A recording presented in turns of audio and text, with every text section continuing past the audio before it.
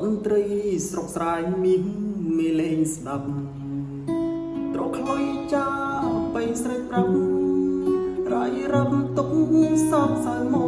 កខ្លុយធ្លាប់បងពេ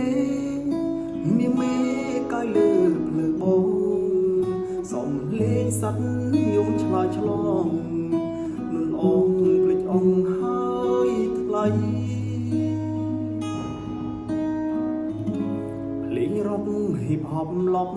អស្មារតីខោអាវសែនស៊ីវិល័យចិត្តកាយខំផ្លាច់ពីមុន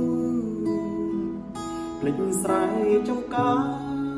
ជីវ៉ាដល់ដីទីក្រុងលេងថ្មីធ្វើឲ្យអូនលងឆោមយំរំលត់ខ្មាំងទំនុកភ្លេងចាំង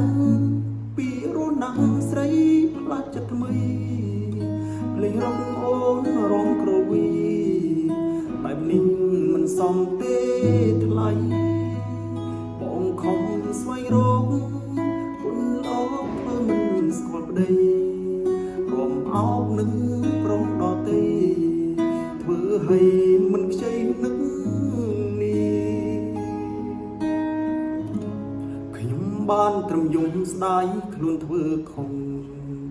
ពុកម៉ែសូមអនុគ្រោះចំពោះរូបកូននេះផ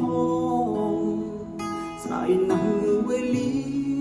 ដែលឲ្យភរិយាទៅក្រុងបណ្ដោយឲ្យស្រីធ្លាក់ក្នុងជុំអន់លំនៅរូអោជ័យ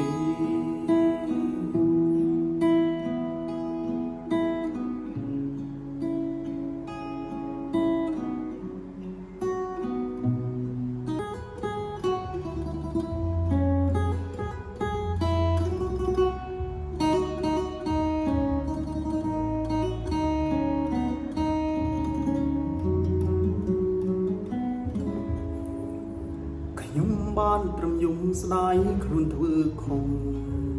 ពុកម៉ែសូមអនុគ្រោះចំពោះរូបកូននេះផងស្ដាយណាស់វេលាដែលឲ្យភរិយាទៅក្រុងបណ្ដោយឲ្យស្រីធ្លាក់ក្នុង